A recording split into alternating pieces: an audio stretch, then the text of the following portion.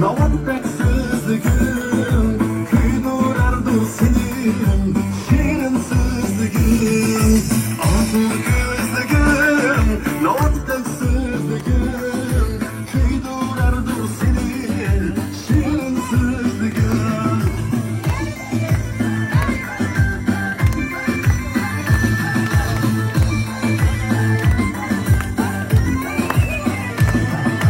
15 yaşında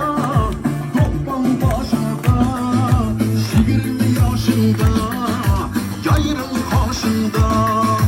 30 yaşında ailem karşında ah o gözlüğün navattaksızlıkın